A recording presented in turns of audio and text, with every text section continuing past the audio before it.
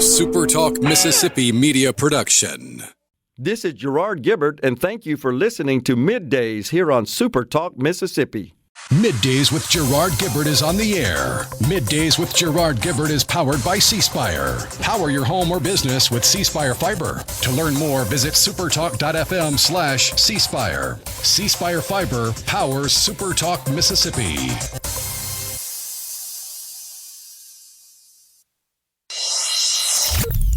Get ready to go beyond the headlines and join a meaningful conversation with people from around the state. You're listening to MidDays with Gerard Gibert here on SuperTalk Mississippi.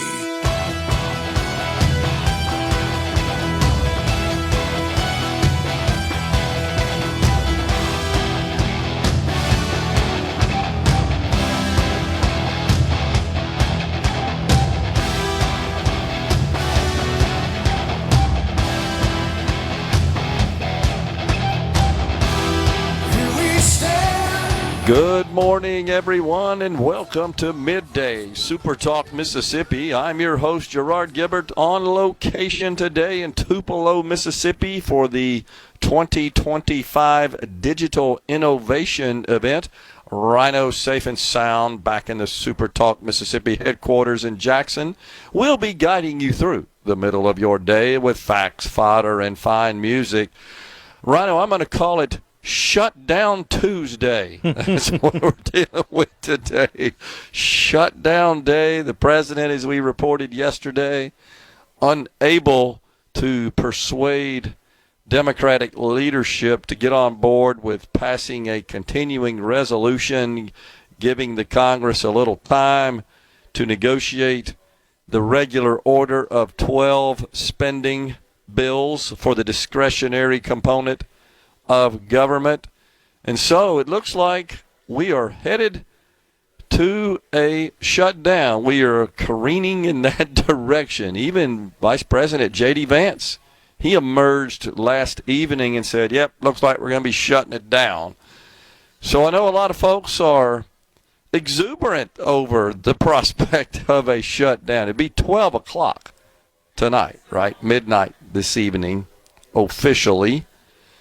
And there's all sorts of crazy fear-mongering about what this means to Americans and what are essential services and what are non-essential. And I think a lot of people are just upset about the idea that we have non-essential services. And how do we get to a point where we parse out government services as essential and non-essential? I mean, why are we paying for non-essential services?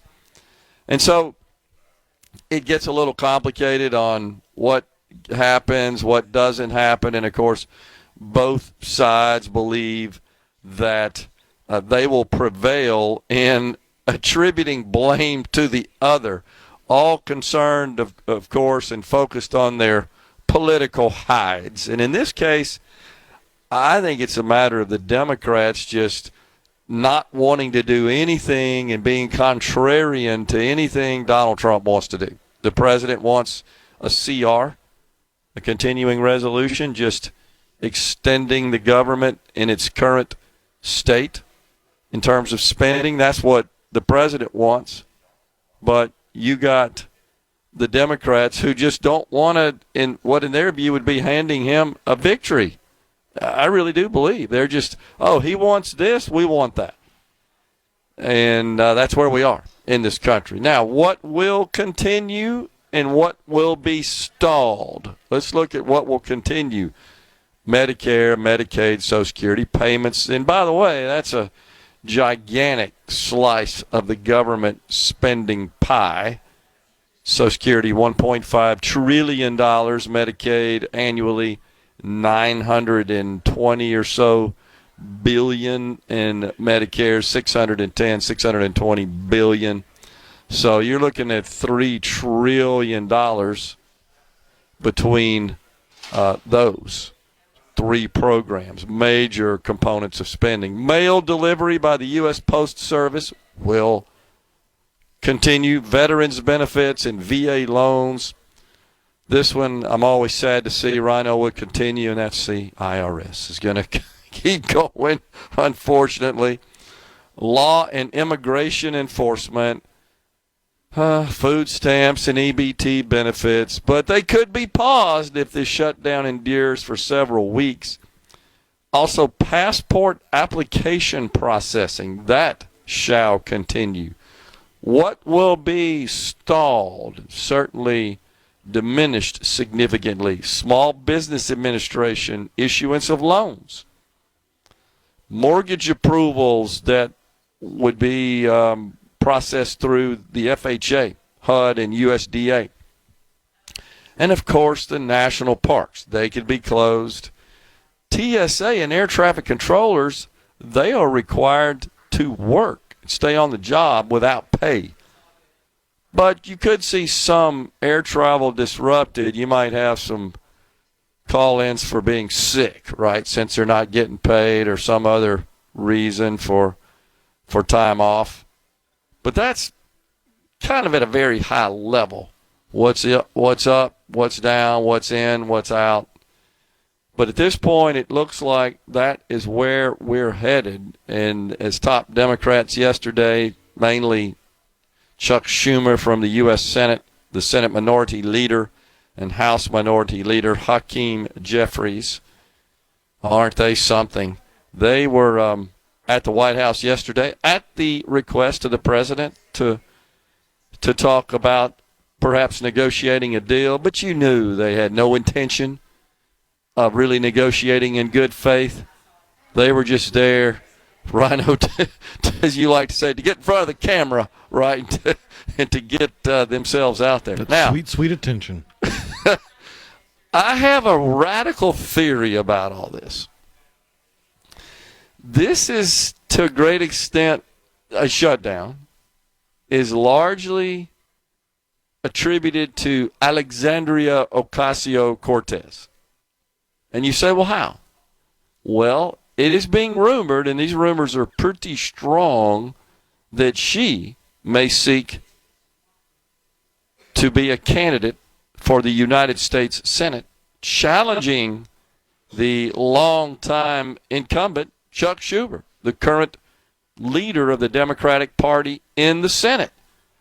I think Schumer actually would be more amenable to negotiating a deal with the president were it not for the fact that he's got her potentially chasing his seat. And so he's got to show that he's strong and he's standing up to Donald Trump. And I really do think it's because of the pressure he potentially feels from his younger, arguably more attractive prospective challenger for his Senate seat. Just a theory. Let you guys think about that. But it seems to be that maybe she is an influence in that regard. But it looks like that is going to happen. Thomas is just all about H-1B visas, is he not? By the way, the biggest user of those, no surprise, the tech companies. And, Thomas, you're wrong in thinking that there are sufficient number of Americans with the requisite skills, unfortunately, that can fill these jobs. Amazon, Microsoft, Meta, Apple, they are the largest companies in terms of reliance on H-1B visas.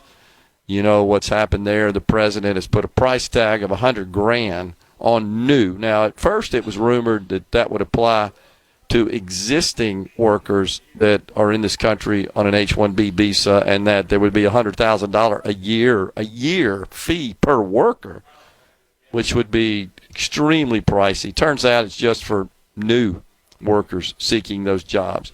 My concern is that we're just not turning out enough American graduates or Americans with the requisite skills. There doesn't seem to be a huge interest in that sort of work among young people in this country. And something, Rhino, you and I talk about, there is a distinction between being a very proficient user of technology and a creator of it. two totally different disciplines. A lot of young people, because they grow up with technology and the digital ecosystem, they're really good at using it. No doubt about it. Better than older folks are in general. But that doesn't mean they can create it. These people coming into the country that work for Amazon, Microsoft, Meta, Apple, etc., they're creating the technology that these other people use. And that's a different skill set altogether. Pete and Amory says, what happened 7 years ago when Trump was in office when they had a shutdown? About what we just described here. Same sort of deal. It caused some pain for some people. But again, a lot of people welcome this. Now, what this does that the Democrats, I think, are miscalculating, it confers more power to the executive branch and to Donald Trump himself. And his OMB director, Russell Vought, he's the architect of what life will be like and what the federal government will be like with a shutdown. He's planning some big changes, including a huge reduction in force of the federal workforce. We're stepping aside for a break. Once again, we're in Tupelo, Mississippi for the Digital Innovation event. Susie Bowman, Director of Regional Impact for the Create Foundation, is next. In life, This segment of Middays with Gerard Gibert is brought to you by Covington County Hospital in Collins, where your health matters. And now, the talk that keeps Mississippi talking. Now, on to the real part. Dynamite! On SuperTalk, Mississippi. Hold my hand. Ooh, baby, it's a long way down to the bottom of the river. Welcome back, everyone. It's Middays live from Tupelo, Mississippi. We're at the Cadence Bank Arena for the 2025 Digital Innovation event. We're pleased to welcome now Susie Bowman. She's the Director of Regional Impact for the Create Foundation. Susie, thanks for coming on. Thank you so much for having me. So tell us, our audience first, exactly what the Create Foundation is and what you do. So we are the oldest and largest community foundation here in Northeast Mississippi. We cover 17 counties. 17 counties. All right, so what exactly do you do as the Director of Regional Impact? So my role at Create is I'm over the Commission on the Future of Northeast Mississippi, which is really leaders that come from our 17 counties to address many topics across our region that we can help move our region forward. So a lot of community and regional development. And one of our great initiatives that we have right now is the Community of Excellence Initiative. So we're working very closely with local communities on community development projects and things that we can help with the partnerships with ARC, TVA, Mississippi State, and Ole Miss. They come to the table with us, and we come alongside our partners there at the local level to help make some things happen. And where do you receive your funding from? The private donations? We do. Wonderful philanthropists across our region. Those partnerships that we have that come to the table with us, but we have a very giving region, as everyone knows, here in Northeast Mississippi, and so that's what helps make Create thrive. Yeah. And headquartered here in Tupelo, right? Yes, right here across the street. That's what I thought. Yeah. Mm-hmm. And how long has the organization been in existence? Oh, that's a good question.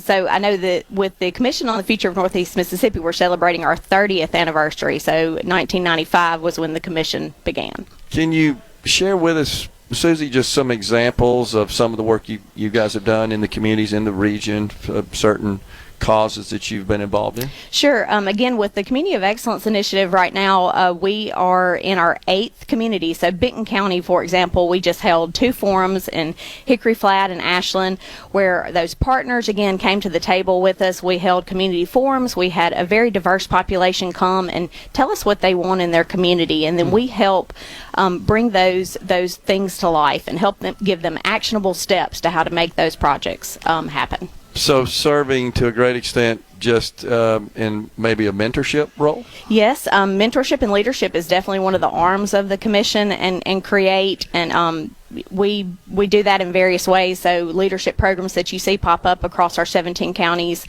we come alongside our partners there to help make that happen because we want to have a pipeline of leadership that is strong in the region. So if a person or an organization perhaps has an interest in the work you do and would possibly want to apply for some assistance, how would they do that? They could contact me at the Create Foundation, and we could see what pockets of funding we could help them with. Special projects, we have scholarship opportunities.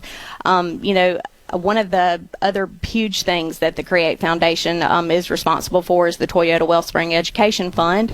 And, of course, that was where career coaches spearheaded out of, I believe it was 8 years ago. So that has just been a fantastic thing that has impacted our region and really our state with those 11 career coaches that we started with. And then now that's expanded statewide to over 200 career coaches in almost every single one of our high schools. Speaking of career coaches, what about all these young folks that are here for the fiber splicing rodeo? That's pretty exciting, isn't This is awesome. Morgan Baldwin contacted me about 3 years ago and said, how can you help me grow a fiber splicing rodeo? And at first I was like, what in the world is that? So I said, well, the first thing we got to do is we got to contact the career coaches. I said, and they will know the students in the buildings who would be good fit for this career pathway. And so our career coaches, they do just an absolutely wonderful job of learning what careers are in high demand, and then also connecting with the students in the building. So again, they know those kids in the building. They're giving them aptitude assessments, so they kind of know how to handpick which students would do well in an atmosphere like today. But I think that first year we started with 19 students, and I think he's got 132 today here. Incredible. So that's the power of career coaching right there. 19 to 132. In fact, my understanding is it was 80 last year. Yes, and it just continues to grow. And again, the coaches, as they hear about events like this and opportunities like this for their students, they're like vultures. They will come and they want their students to have these kind of opportunities. Well, certainly this is preparing these students for jobs that are clearly in demand. It will continue to be so, and they're highly paying jobs as well, and we want those right here in Mississippi. Absolutely. And the great thing about, again, the commission celebrating our 30th anniversary this year, but this kind of spun out of conversations that Morgan, when he was in my role at the Create Foundation through the commission, this kind of came up from our economic developers. They said we have to have better broadband access in the region. So that's how Megapop kind of came around, and how the Digital Innovation Conference came up. So those are the great things that the commission has been working on to help move our region forward. Yeah, this event just continues to grow. Lots of exhibitors here as well that are all showing their various products and services, and just a lot of really smart technical people all building our digital future here. Absolutely, and the power of partnerships, I think, is what is so special about Northeast Mississippi. Tom Bigby and Ole Miss are helping today with and Northeast Mississippi Community College, of course, with the fiber splicing rodeo today, and those partnerships is what really helps, just impact our region. Yeah, anytime you can see, I believe, the public and the private sector work together and work collaboratively, good things usually happen. Absolutely, and I work across the state with wear many different hats, but one of the things that people always say is that is what we have nailed down so perfectly in Northeast Mississippi is our partnerships. I agree. In fact, we've got Dr. Ricky Ford from Northeast Mississippi Community College coming on later on the program. One of our Commission on the Future of Northeast Mississippi members. Very, very awesome. Yes. So the founders of the Create Foundation. Talk about that, the McLeans. The McLean family, they have absolutely cast a vision for how you move a region forward, and that is through, again, those partnerships and having leadership in place that can make things happen.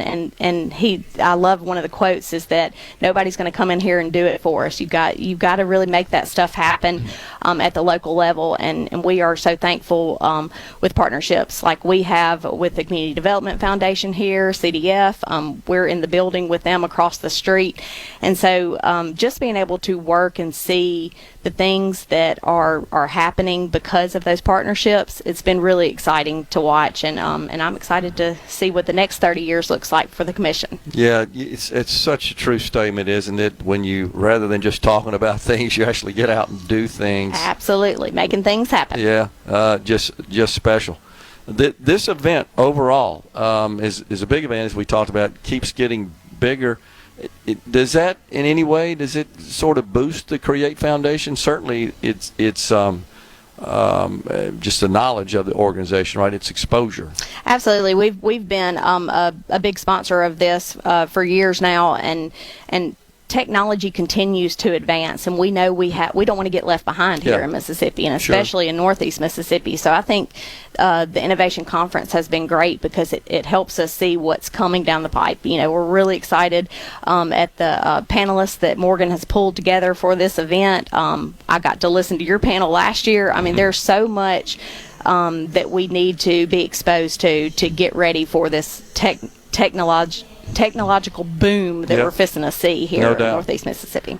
So, Susie, is there something about the physical, the geographic position here where we're sandwiched at the intersection, the corners, the boundaries of Alabama to our east, Tennessee to our north, and of course this northeast corner of Mississippi? There's something special about that, isn't there? It really is, and you can see that through the economic projects that we're landing here. Even just across the state, these data centers that are popping up, Amplify Technology over in Marshall County. Those things, we have got to prepare our future workforce for that. And again, that's where the career coaches are just absolutely crucial to the piece of the pie that makes it all work. Is we've got to prepare the students for what's to come, and it's exciting to kind of be able to watch that evolve. So, fair to say, augmenting the more traditional education? Yes, and you can see that with the advanced manufacturing that we have across the region, even in partners like Toyota, who's a wonderful partner with us at Create. The career coaches are getting those students exposed to the new manufacturing, and helping change their mind of what manufacturing truly is. So, and it just continues to evolve and expand. And so, as the coaches learn more about those careers, the students will learn more about those careers. Definitely, very exciting. Good work. Yeah. Susie Bowman, Director of Regional Impact for the Create Foundation here in Tupelo, has been our guest. Thanks for coming on, Susie. Thank you so much. Appreciate it. Folks, we're stepping aside for a break. Once again, we're in Tupelo for the 2025 Digital Innovation Event. At 11:05 today, we're going to be talking to the mayor of Tupelo, Todd Jordan. Stay with us. Now, baby, walk and talk. Walk, talk. Walk, baby. Talk, baby. To me. Well.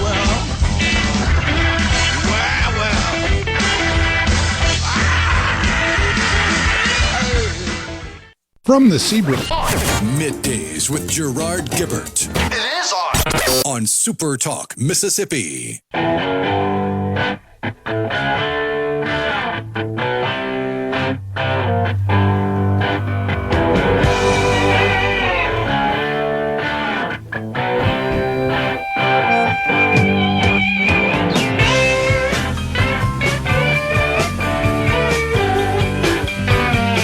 Welcome back, everyone. It is Middays from Tupelo, Mississippi at the Cadence Bank Arena for the 2025 Digital Innovation Event. So, we were talking about this possible shutdown, which looks to be at this point imminent, I would say. I just don't see that there's going to be any way to avoid it.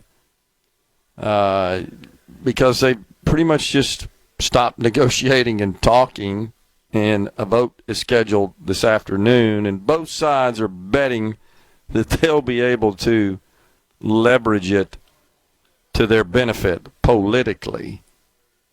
I'm not sure how it's going to play out, honestly. But I do think that one thing to keep in mind that could be a problem for Republicans, though I agree with their posture on this, and that's these enhanced subsidies. We talked on that yesterday. That for purchase of coverage, premium tax credits, financial assistance essentially for purchase of coverage in the health care coverage in the Affordable Care Act exchanges, also sometimes referred to as the marketplaces.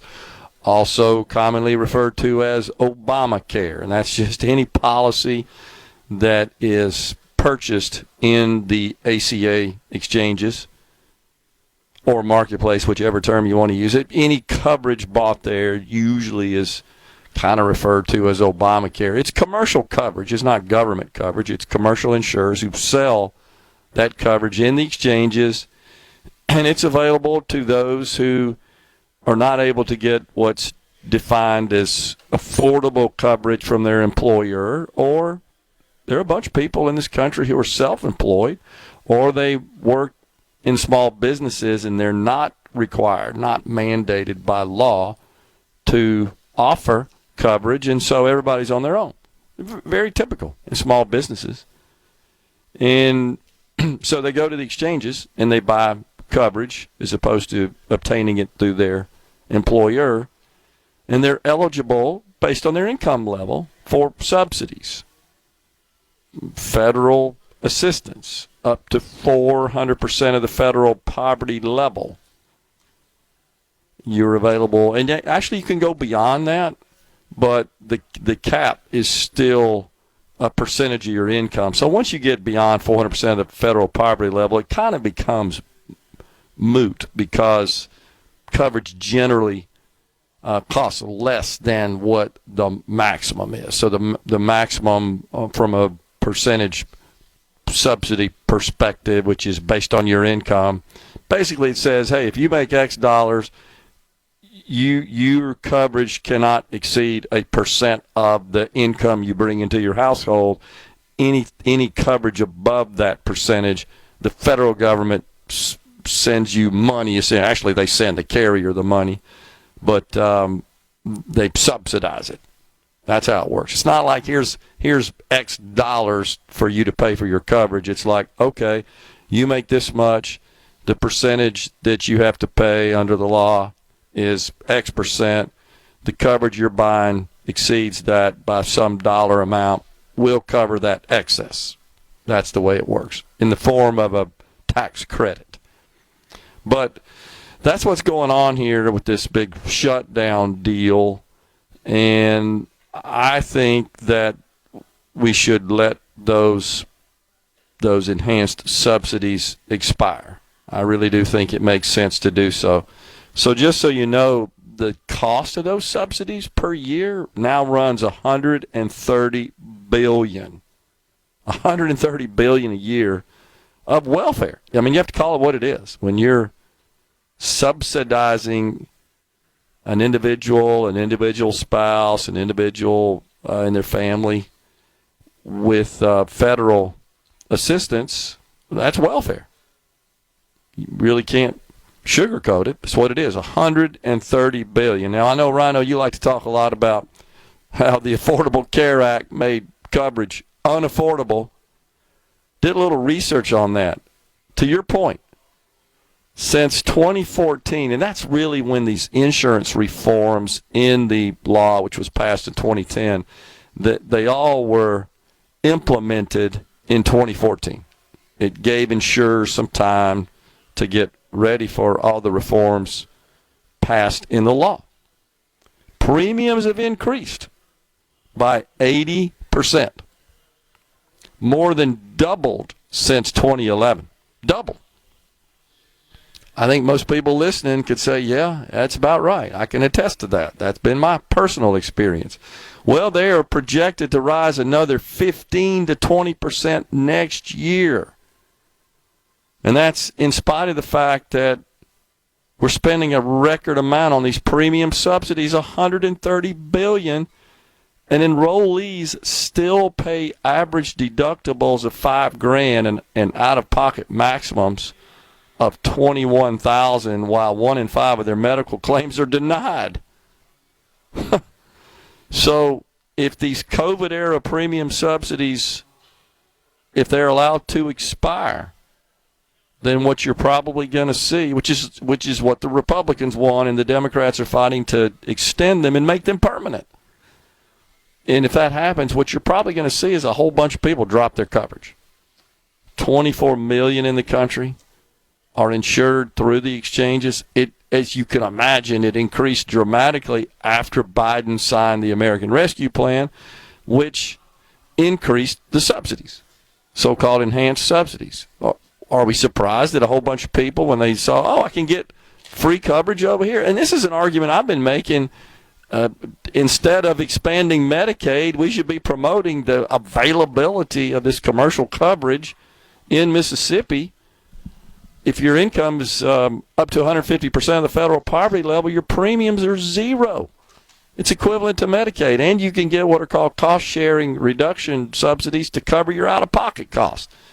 That's what we should have been doing, as opposed to pushing Medicaid expansion, which costs the state money. But this is something I think we should let expire, and here's why: because we're broke. When do we ever just say we don't have the money for that? And doing the math, as I have, 46 cents of every dollar pumped out by the federal government outside of Social Security, Medicare is borrowed. It makes no sense to borrow money and then shove it out the door in the form of premium tax credits, especially these enhanced premium tax credits. It's the same argument I make about grants. Why in the world are we borrowing money to then use to give to various grant recipients? That makes no sense. We're going into debt to give money away. I can't even wrap my head around how dumb that is. So, and of course, as you know, Rhino, to your point, when the government's paying, guess what? Insurance companies raise the rates on premiums. Well, it doesn't come out of the consumer's pocket, and it doesn't.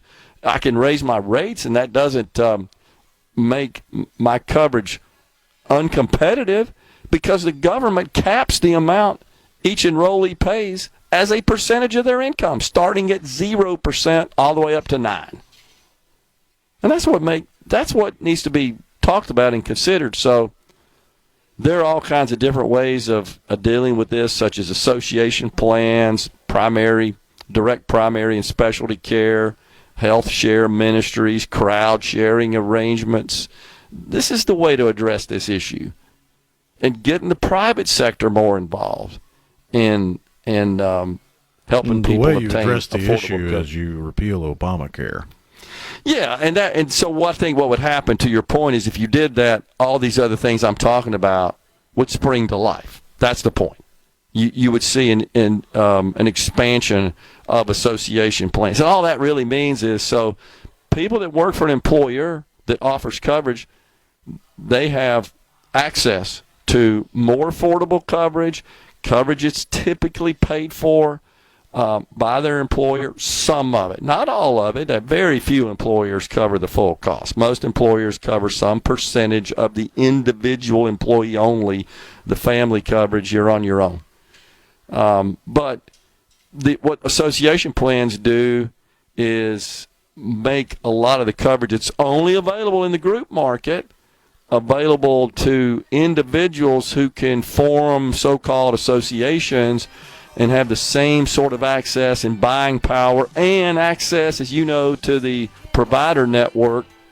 That means doctors take your insurance, as opposed to saying, you got to pay me today and file it, wait 2 months and fight with your insurer to get reimbursed. People want to walk in, get health care service, show that card, walk out and maybe pay a little copay or perhaps something on their deductible. They don't want the big bill. They want the insurance company to negotiate that and remit that directly with the provider. Association plans will allow individuals that don't have access to coverage through their employer to have those same benefits. Plus, it's pre-tax. Did you know that? So your premiums you pay are pre-tax when they're done through your employer, but when you do it through the individual market, they're not. Coming right back in Tupelo, Mississippi. Stay with us.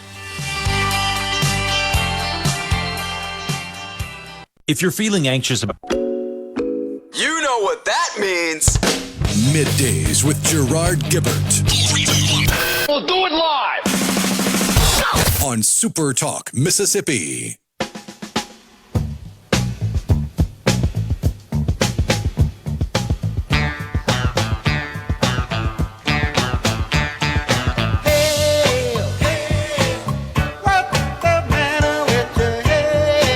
Welcome back, everyone. It's Middays from Tupelo, Mississippi.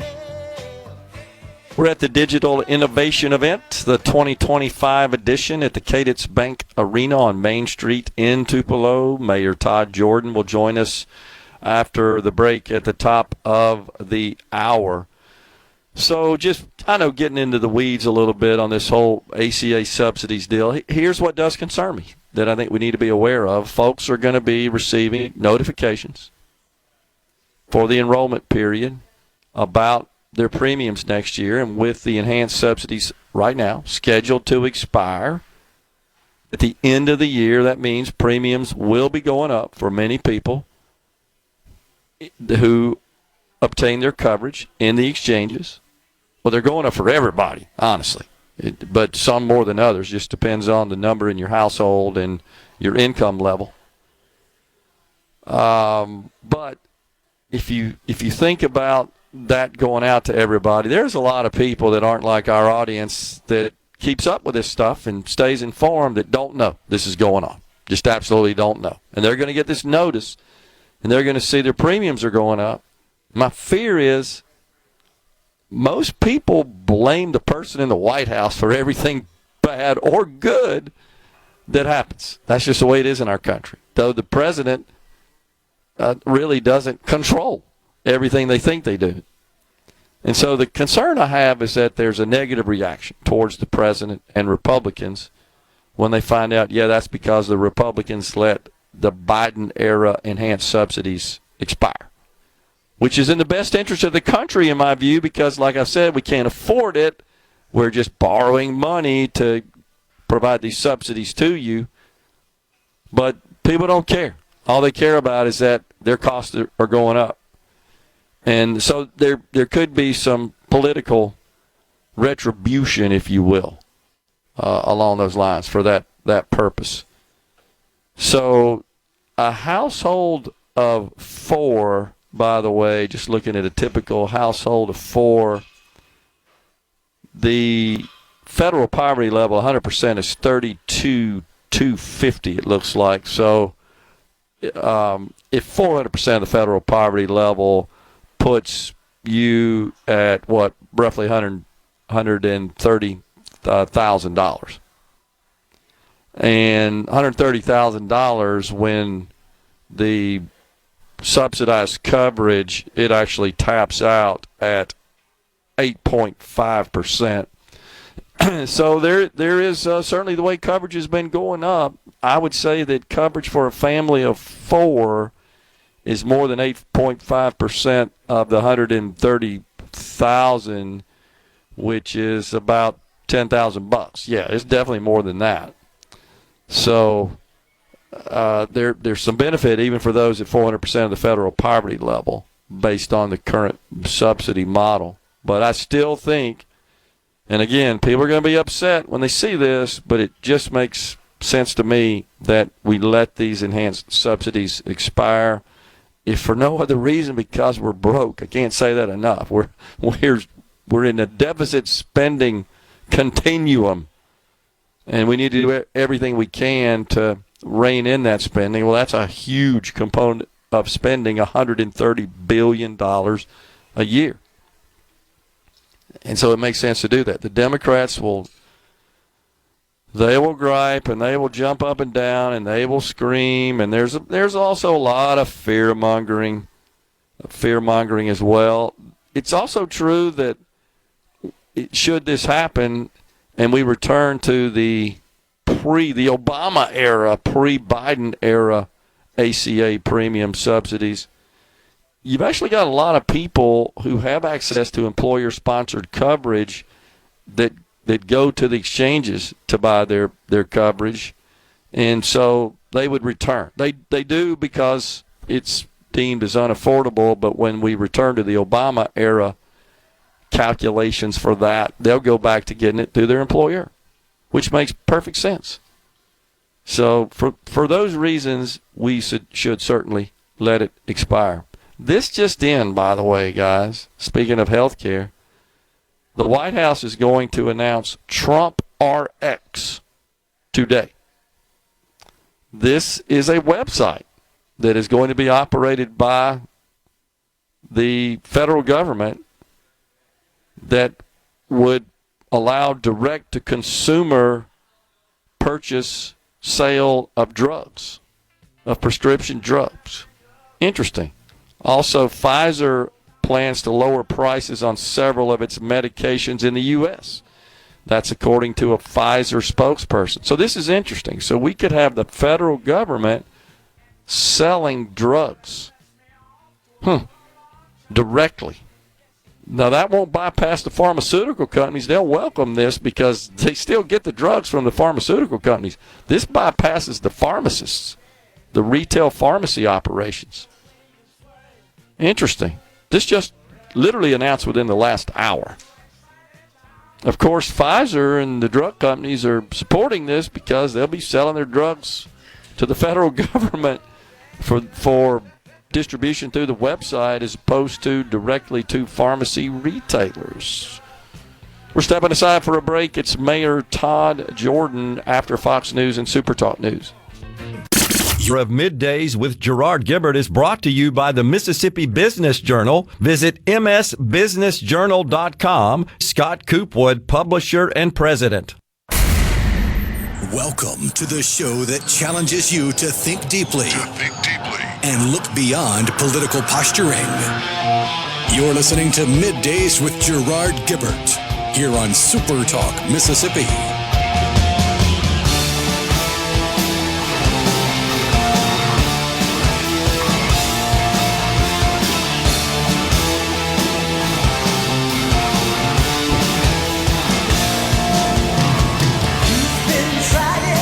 Welcome back, everyone. It is hour 2 of Middays from Tupelo, Mississippi. We're at the Cadence Bank Arena for the 2025 edition of the Digital Innovation Event. We're pleased to welcome now the mayor of Tupelo, Mississippi, Mayor Todd Jordan. Mr. Mayor, good to see you, sir. Thanks for coming on. Good to see you, Gerard.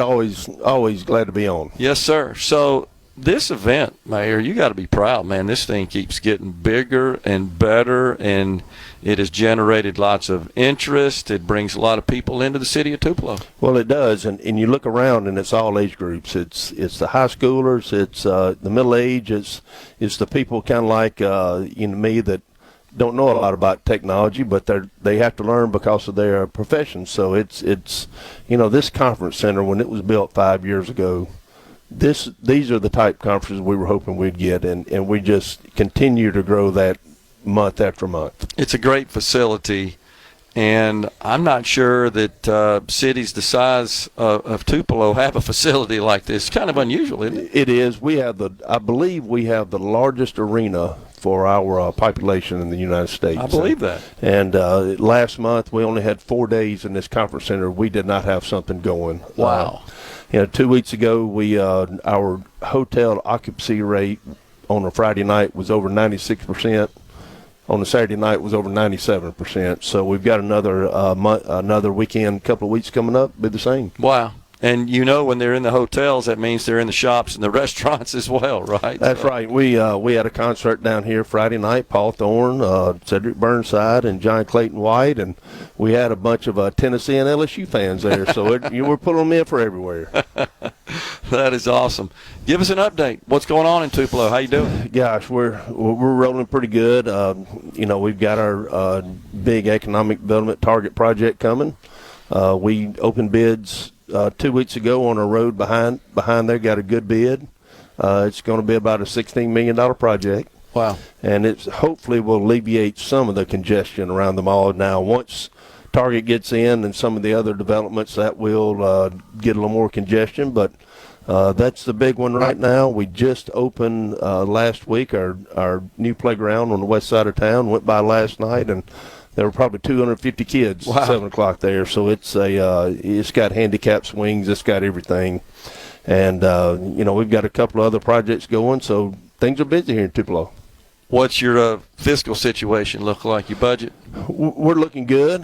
Sales tax are pretty much flat. We've been up and down. I think we've kind of hit that growth through COVID that we're going to level out a little bit. Obviously, when some other things come in, such as a Target, that'll get a big boost, but that'll be in the 27 year. Okay. But right now things are steady. I mean, like I said, the conference center arena is doing wonderful. We announced Jason Aldean for January. Big draw. Big draw. Brandon Lake, and we've got a hold on a couple of others that hopefully we'll be announcing pretty soon. Yeah. So staying on the topic of budget, Mr. Mayor, you know there's been a lot of talk, a lot of controversy, a lot of misinformation about the reassessment of property and how that might affect property taxes. What's going on in Tupelo with respect to that? Well, it went up, obviously. County, of course, yeah, it went up. Lee County did raise taxes a couple of mills this coming year. City of Tupelo, we were fortunate we hadn't raised millage since 2008. Okay. I would say at some point it's coming. Growth will only go so far. But we're going to build a new jail, it looks like, and the county's going to have to raise millage the next few years to handle that. And nobody wants their property taxes to go up, but they want their property values to go up. You can't have one without having the other. So, things are we're still pretty steady. I mean, we're very low as far as property taxes. Cities our size, I think the ones that we compare to, we're 17th or 18th. Our millage is with their major thoroughfare, 10 mills added on to, which is a special tax. Yeah. We're still at City of Tupelo is still at 32. Okay. So we're pretty low. Okay. Every time we talk, I know you rightfully boast about the quality of life in Tupelo, but when you think about all the elements that make for a high quality of life, you guys got it going on here, don't you? We do. I mean, look at our school system, A rating the last several years now. We put together a good board. They're proactive. They're buying property around the high school for future expansion. And then look at our industry. I mean, we have the hospital. We have Goodyear Tire. We have so many industries here. People come and work. And then you look at our park and recreation department and all the sports that they offer and the shopping. I mean, I could go on and on and on. And we are continuing to get large industries here. Our Lee Baird German company is, if you coming in from Pontotoc on Highway 6, you can see the building going up. Yeah. We are in discussions, or CDF is in discussions for a phase 2 of that project. Hopefully, we will announce that soon. If so, that'll be another $300 to $350 million investment here in Lee County. You got a great airport, too, we need to point out. Great airport. We daily stops to Nashville and Dallas, and that's going really good. Everybody wants to go somewhere else, but I believe the boardings are steady on the Nashville. That Nashville trip, I mean, you can go to Nashville and back for less than $100. That's pretty good. I mean, you can't hardly drive and park and get around for that. And then to Dallas has been really good, because once you get to Dallas, you can go anywhere in the world. Absolutely. Infrastructure, it seems like you've got great transportation system. I know you're trying to alleviate some of the congestion with a new project coming in, but your transportation system seems to be in good shape. What about that and your water? It is. Our water and sewer are, we've spent obviously a lot of money through the ARPA project, and we had an $18 million, well, actually wound up being a $22 million state revolving loan that we've put in the last 3 or 4 years. We're doing several major upgrades. One thing that we've focused on, Gerard, is improving the roads that we have. Not necessarily building new roads, but improving the roads that we have through the years, because some of our annexed areas didn't have curbs and drainage. We're adding curbs to a lot of those streets, and when you do that, I mean, your maintenance is a lot less. You're mowing. Once you put a curb, that gives ownership to that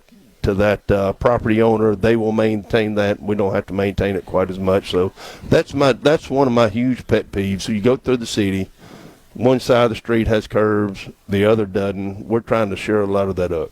Yeah.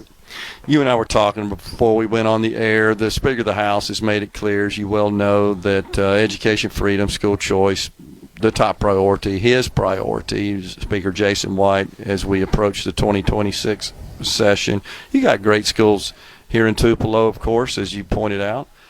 Where do you stand on that? What are you hearing from your constituents?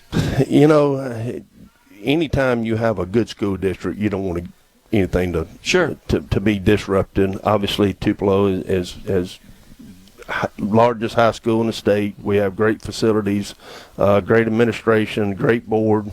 So I think from hearing from that, we want to keep it like it is, but we understand that there are issues throughout the state of Mississippi and other places. But I think as long as it will continue to benefit Tupelo Public School Districts, we're probably open to looking at something. Okay. I've heard various things about school choice, and from the speaker and from the lieutenant governor and from some senators, from House representatives. Just need to come up with something that you think will benefit everyone. I heard yesterday, looking at the Arkansas model, that has worked for some. Looking at Louisiana model, it hasn't worked. Come up with something that you think is going to help Mississippi, and if you go with that, don't be afraid to change if it doesn't. Sure. I mean, we talk about the Mississippi Miracle. Let's not mess things up if we're going in the right direction. Yeah, that makes perfect sense. A little bit of time left. The Public Employees Retirement System, as you know, created a new tier 5 last year. It has been popular in some circles and not in others. You have any thoughts about that? Well, obviously, we hear mostly from the police chief and fire chief on, how can we recruit, and that's obviously a concern. We're fortunate right now. We're less than 5% down in our employment in the police and fire department, so we're very fortunate. It's kind of one of those things. Something was going to happen. Yeah. And I'm sure if we go to another tier and it's not working out, we'll figure something else out. I think that's probably right. Mayor Todd Jordan, the mayor of the great all-America city of Tupelo, Mississippi, always have you. Glad to have you on there, Mayor. Thanks, Gerard. Appreciate you having me. You bet. Folks, we're stepping aside for a break right now. We're coming right back at 11:35. It's Dr. Ricky Ford, the president of Northeast Mississippi Community College. Stay with us. We're in Tupelo, Mississippi for the 2025 Digital Innovation Event.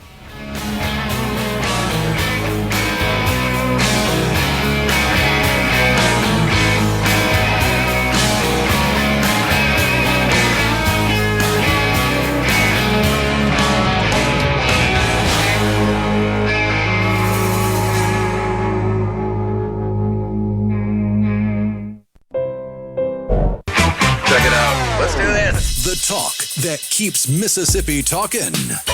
Middays with Gerard Gibert. Let's get on with it. On SuperTalk, Mississippi.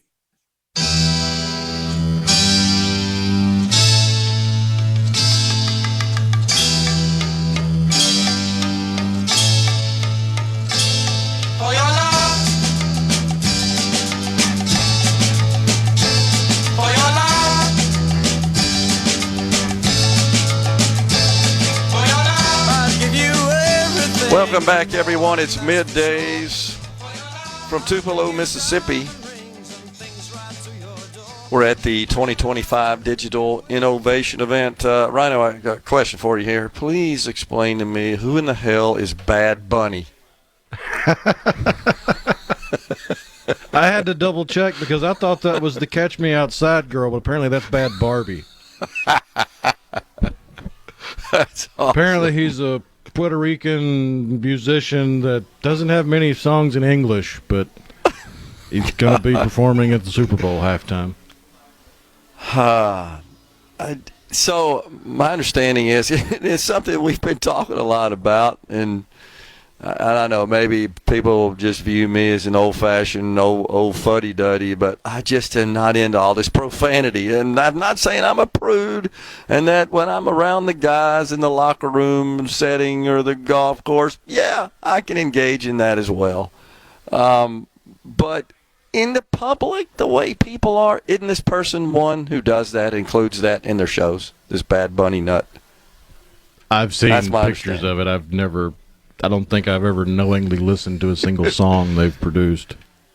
So, is this correct? I saw a report, ask you to maybe look this up real quick. The last time we had just a good old-fashioned rock and roll band play at halftime was like The Who in 2011 or 12 or something like that. I don't even remember that. That crossed one of my feeds, and I probably need to determine that, but why can't we just get something like that? Just a good old-fashioned rock band. like the Who. That would be great. Of course, they're a little old now, but there are plenty of others that are still performing from that time period. I don't know. Bad Bunny. I think some people would call Maroon 5 a rock band, and they were in 2019. Okay. Coldplay was in 2016. They're pop rock. Okay. Yeah, but that's not quite the same, right? No, that's not in the same vein as the Who or it's Pete Townshend and Roger Daltrey or the Stones. Right. Exactly. Let's get it going. So one of my friends just texted and said, "You are too approved." I'm not changing. I just don't think it's appropriate. Well, there's a lot of content I come across. I know you do too. That I'd like to share with the audience, and inevitably, it's got expletives in it that we can't broadcast on the air. Why do they have to do that? Why do they feel so motivated to, make their point with all that crap? I don't know. Just, it bugs me.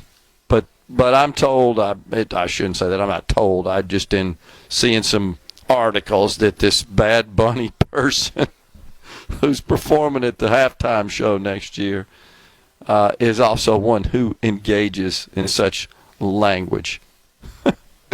Oh, well. Back on the shutdown. It's Shutdown Tuesday. That's what we're calling it. Pete and Amory says, correct me if I'm wrong, did Trump not give in a little bit and negotiate the Democrats on some things that they wanted before the shutdown? Not that I'm aware of, Pete. It's really a matter of the House and Senate more than anything, negotiating and finding some common ground. I don't think they did. Again, the Democrats have made it clear what they want are to repeal the reforms to Medicaid passed in the One Big Beautiful Bill Act, and they also want to extend the ACA subsidies, something we've been talking about, the enhanced subsidies enacted in 2021 by Joe Biden. And as Rhino likes to point out, it was all under this auspices of COVID. And those are the two big demands they have at a cost of over $1 trillion, over 10 years. So just keep that in mind. Anytime you hear the Republicans talking about that, they want to add $1 trillion. It's 10 years. I'm not saying that's nothing. I just want you to be aware that's not on an annual basis. Every time you talk about federal spending and revenues, always those figures are presented in terms of 10-year periods, and that's because that's how the CBO does all its scoring and prognosticating. It's usually wrong, but that's what they use. They're about as accurate, Rhino, as the Bureau of Labor Statistics, which means they're not whatsoever accurate. Wilson in Greenwood says, as an employee of a healthcare provider, we're seeing multiple patients with both Medicaid and exchange coverage, both paid for by taxpayers. I know there are some cases of that, Wilson, and I appreciate you alerting us to that. And that is a function of crappy systems. And as Rhino likes to say, people who are involved in the approval and the processing of such benefits, what do you like to call them, Rhino? That's not my problem people? Yeah. And that's exactly what's going on. So there's double dipping. The bigger problem, Wilson, that is the biggest wasteful category of wasteful spending, I should say, in Medicaid is multiple or dual enrollment, meaning they're enrolled in multiple states. And it's not that they're trying to manipulate or defraud the system. They just don't disenroll, and we don't have systems that allow the states at the state level to know if you're enrolled in another state, which is mind-boggling to me with all the technology we have today. But nobody calls Medicaid and says, hey, I'm moving. You can take me off Medicaid here. I'm moving to another state, and I'm going to enroll in Medicaid, because Medicaid is administered at the state level. Nobody does that. So we have what are called dual and multiple enrollee. And who's getting paid or not? So it's not cash money going to the enrollee. This is money going to the third parties who administer the managed care organizations, the MCOs who administer Medicaid in those states, they're getting paid in cases for people who are insured but are never going to use the coverage because they don't live in their state. I get fired up about this because this just seems like a no-brainer to fix. It's asinine if you think about the fact that you could literally be enrolled in multiple states, just as Wilson points out. Well, these people are enrolled in the exchange and Medicaid. And the way it works now, when you go apply for Medicaid, Medicaid actually determines if you should be in Medicaid or you should be in the ACA. And so when you try to enroll in the ACA, they're supposed to try to put you on Medicaid because that's cheaper than being in the ACA. So it's a mess. There's overlap. Nobody could ever explain why you have that kind of overlap. Scott in Clinton says, how many of the folks whose premiums will go up were going to vote for a Republican in the first place? And that was just with regard to my concern that people are going to get notices in the mail here pretty soon that their premium's going up. Scott, I think you'd be surprised at the number of people who vote Republican but also do receive subsidies in the ACA exchanges. I mean, there are a lot of people who vote Republican that receive lots of federal benefits. They're going to take advantage of whatever benefits that they can possibly make available to themselves, regardless of their political stripes. Jason in Brookhaven says Uncle Sam is now a drug dealer. That's based on this announcement we just shared that the Trump administration is creating a new website called the Trump RX, which will allow people to buy certain drugs directly from the federal government, thus bypassing pharmaceutical retailers, pharmacy stores, and so forth. Are they buying it from the government, or is the government facilitating the purchase from the pharmaceutical companies themselves? I think it could be what you just said. It's a sort of a drop ship situation, but the government's operating the site. I mean, the government's not going to go inventory pharmaceutical products and ship out of some government warehouse. Rather, they're going to operate the site and facilitate the purchase and then direct, using electronic systems, of course, those to the makers or distributors who would then distribute those particular drugs directly to the consumer. But you're bypassing the retail. So it's an Amazon scenario, if you will, where you've got an online retailer who sells goods and bypasses the pharmacy. Unless, Rhino, they're planning on, I can't imagine this would be the case, working with the pharmacy retailers in some way. And then I don't know how you go about verifying a prescription, right? There's processes for that, to verify a prescription when you're purchasing drugs online. I mean, most of those are sent digitally anyways. Yeah. So that's right. So I'm sure there's a way to authenticate that and prove that you have a valid prescription, because you're not going to buy prescription drugs without one. That's the law in our country. This is interesting. And I'm not sure what the motivation was for it, other than maybe cutting out the pharmacy retailers. I mean, does this not open up a can of worms related to all this controversy over pharmacy benefit managers and the middleman? Man, what a mess all this is. We're stepping aside for a break, coming right back with Dr. Ricky Ford, president of Northeast Mississippi Community College. Stay with us. From the Sebring Middays with Gerard Gibert. Welcome to our shop on SuperTalk, Mississippi. Okay, now you have a good one.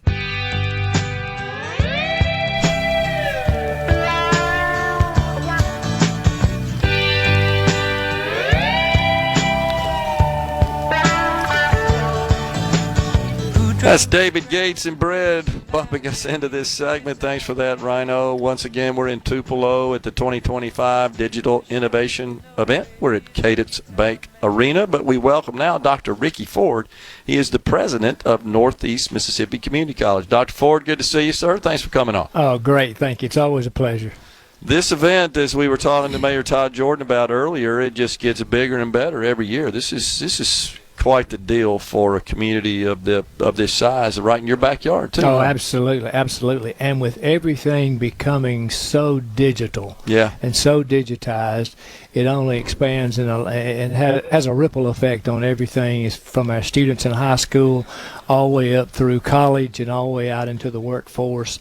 And then our rural cooperatives have done a fantastic job of getting fiber optics out to everyone and providing that to the people that live in the area. And we're fortunate. We're really fortunate here in Northeast Mississippi. No doubt. And speaking of fiber optics, the big fiber splicing rodeo, that's become quite the event here. And the participation is up by, I'm told, some 50% this year. So, and we need people. That's understandable. That do this. Yeah, that's understandable, because we are emphasizing it more and more in our high schools at K-12, and then we're also emphasizing it as in the workforce as far as an opportunity to get a great job, because the fiber optic people are looking for graduates with that particular skill. Absolutely.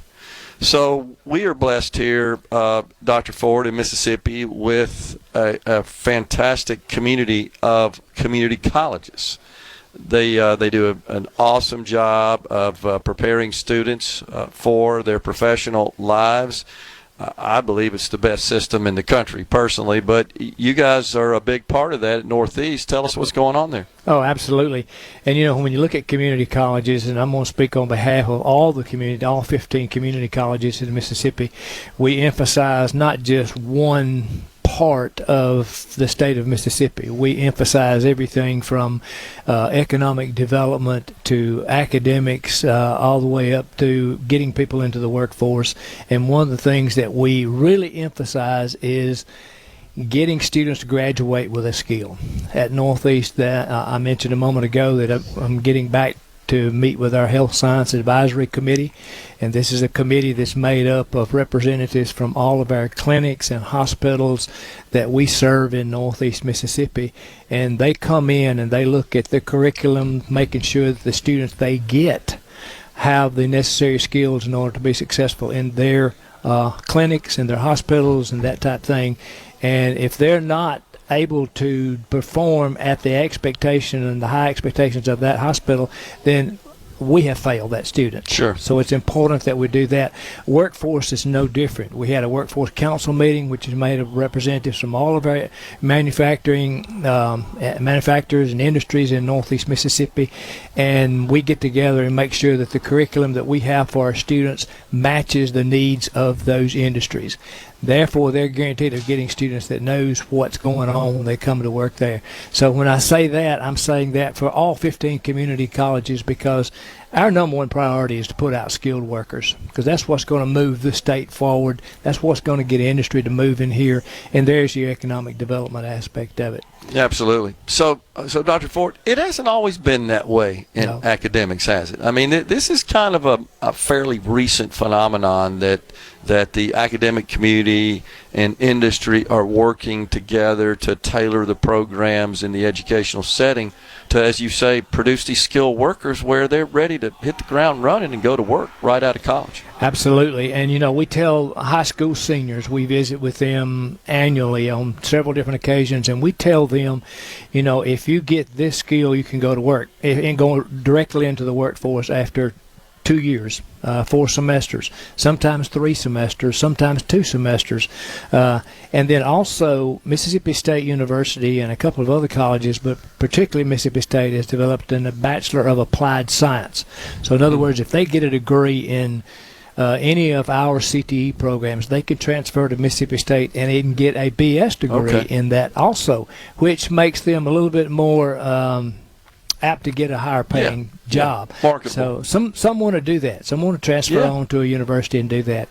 And of course that goes back to that's what community colleges do. And we kind of intermesh that academics with the CTE to make sure that they can go either way. Give them a lot of options. Yeah, there's no doubt about it. So when you see an event like this is kind of a fertile ground, is it not? For perhaps you guys as well, right? Oh, absolutely. There's a lot of high schools here. Yeah. And of course we kind of shy away from getting over into other people's districts and recruiting students. Sure. But however, we do have a lot of students that are from our district that are here participating in this splicing rodeo, and we're here. Itawamba's here. Yeah. And so we're participating in it also. So this gives us an opportunity to showcase what we have. Yeah. Well, I know you guys compete a little bit, but you more frequently cooperate a lot as well. Oh, absolutely. I tell everybody, I said, we will compete head and toe on the football field, on the basketball court, but when it comes to doing what's best for the citizens of Northeast Mississippi, we come together and say, okay, this is what we need to do as a cooperative, in other words. So yes, we try to. Yeah. Sometimes we let our athletics get over into it sometimes.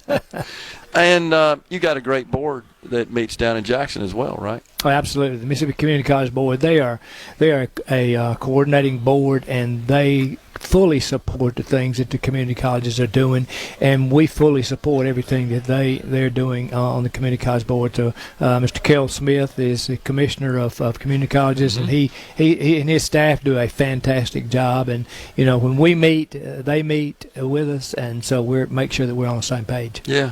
Absolutely. So the legislature will be convening again come January. Anything on your radar that you're talking to reps and senators about? Oh, absolutely. And we try to get do our homework before the session starts and let our needs be known to each one of our elected representatives and senators, and we've got a lot of things that we've got on the table now. We really need funds to help us with our infrastructure. Our buildings are getting old. We need to, either replace or remodel those. And in today's world, that's quite expensive. Yeah. Just replacing an HVAC system in a building, you're looking at $2 million. Yeah. So the cost is astronomical. And last year I had to do 2 buildings, so it cost me $4 million for 2 buildings.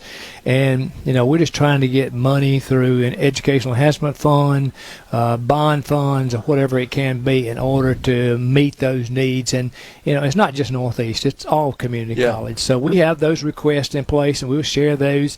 And then of course, as everybody wanting more money for the teachers and that type of thing, that's usually the number one priority.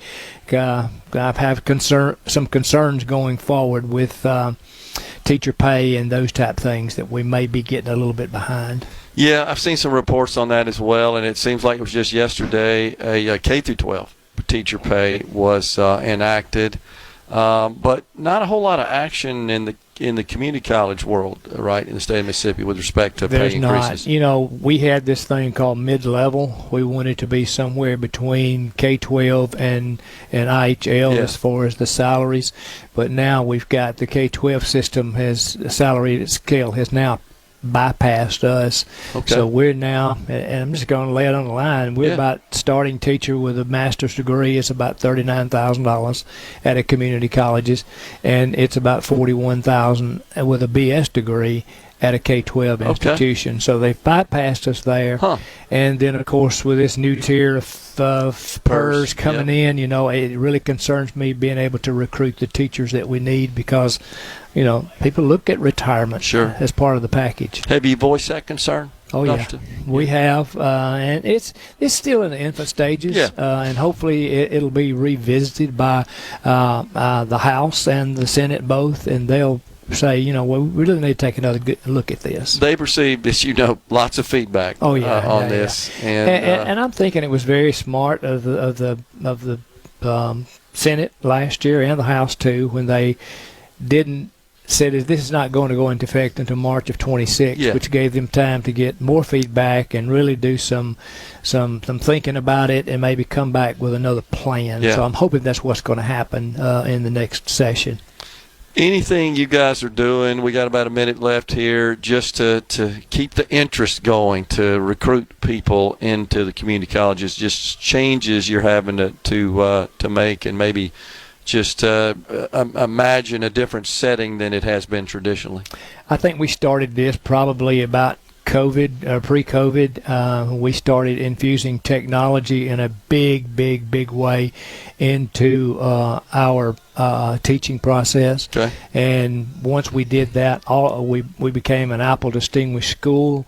We've got that two different terms now where all of our students get an iPad in class, and their teachers utilize that in the teaching aspect. And what's really coming onto the scene now is artificial intelligence, AI. And we're a little bit different because we encourage our students to use this in the classroom. Yeah. And to utilize it, because guess what? When they get in the workforce, it's going to be there. No So we're trying to infuse that and get them to really utilize AI within the instructional process. Dr. Ford, thanks for coming on, man. Awesome, man. Thank you so much. You bet. Dr. Ricky Ford, president of Northeast Mississippi Community College, has been our guest here in Tupelo. We're at the 2025 Digital Innovation Event in downtown Tupelo at the Cadence Bank Arena. Stay with us. Poly up of Mississippi. Properly set all controls before recording. All systems go. The talk that keeps Mississippi talking. Middays with Gerard Gibert on SuperTalk Mississippi.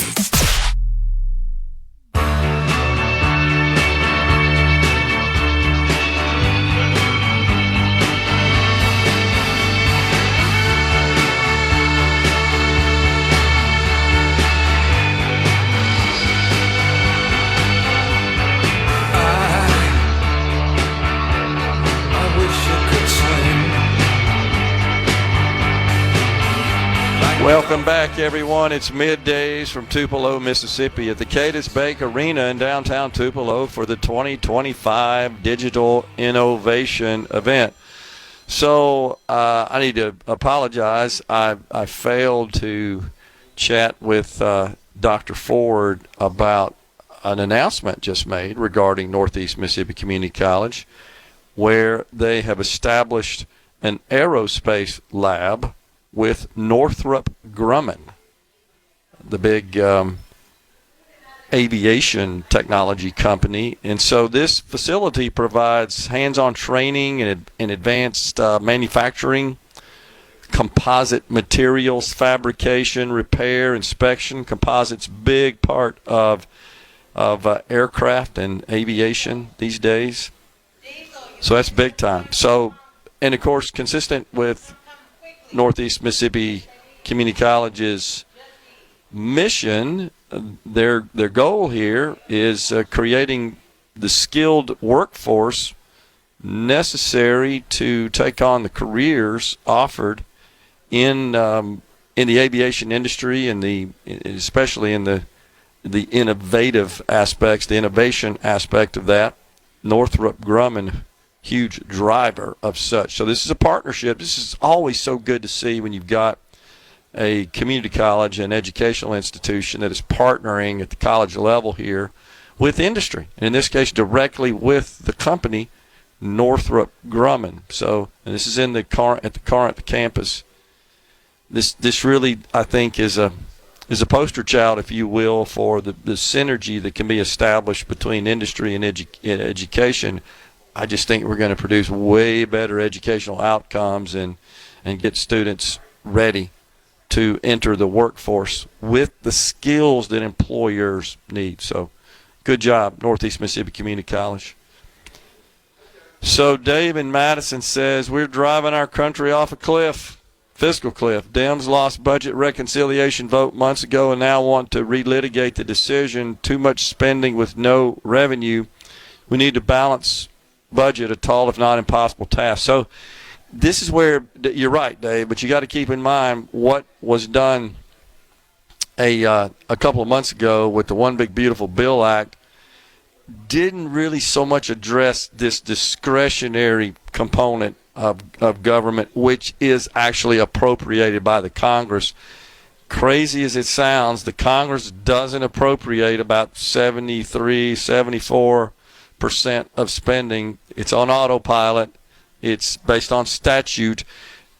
So what was just done in the One Big Beautiful Bill Act was create statute, which does affect those programs. And so what the Democrats are looking for is they're looking to bring what was repealed back and incorporate it in the budget process, which would make it statutory, those provisions statutory to the extent they could get them for some period of time. So here's what I think is going to happen. I think they're going to ultimately cut a deal, but it will be between $1.7 and $1.8 trillion of spending on those discretionary programs, which are split fairly evenly in half to defense, half to all the rest of government that doesn't include Social Security, Medicare, Medicaid, debt interest, and a number of other federal assistance programs. The discretionary component, two major categories, defense, so-called non-defense. Here's what bothers me about the $1.7 to $1.8 trillion figure that I think we're going to land on. That's $500 billion more than the pre-COVID year of 2019. Actually, it was fiscal year 2020. The pre-COVID discretionary spending 2020 was about $1.3 trillion. So we're increasing that by $500 billion. That's what's going to end up passing under Republican control. And I know everybody wants to see spending come down, and I'm with them, but I believe that's what's likely to happen. But there have been some calls for from some members of Congress to say we should return to pre-COVID spending levels.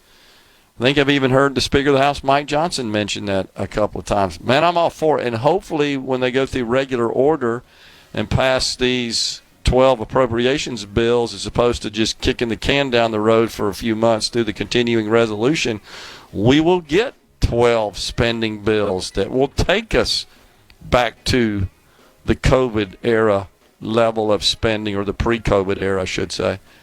But I'm not too optimistic on that, to be just perfectly honest. All right, we're stepping aside for a break right now. It's top of the hour here in Tupelo, Mississippi. That means Fox News, SuperTalk News. After that, it's Brett Johnson, former United States most wanted cyber criminal, who's turned out to be a good guy. Stay with us. We're coming right back.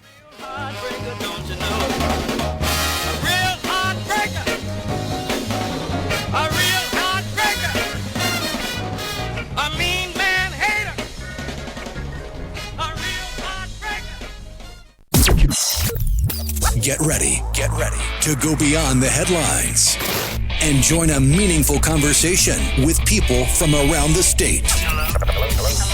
You're listening to MidDays with Gerard Gibert here on SuperTalk, Mississippi.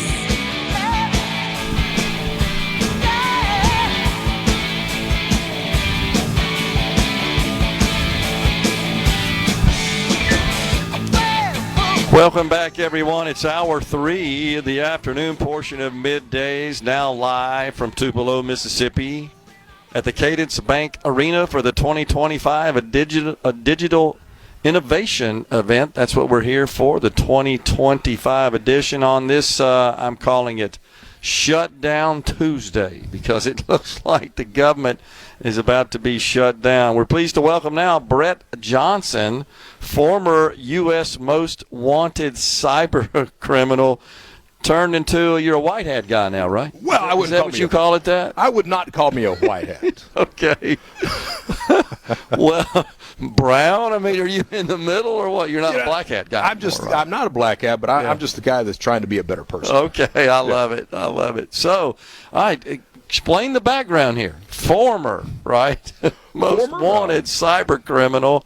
Tell us about that. Sure. So the United States Secret Service, they called me the original Internet Godfather. And the way I got the title was 39 felonies, because 38 just wasn't enough. I was placed on the United States Most Wanted list. I escaped from prison. Yes, I escaped from prison. And I also built and ran the first organized cybercrime community. It was called Shadow Crew. Okay. It's a precursor of today's darknet and darknet markets. It lays the foundation for the way modern cybercrime channels operate today.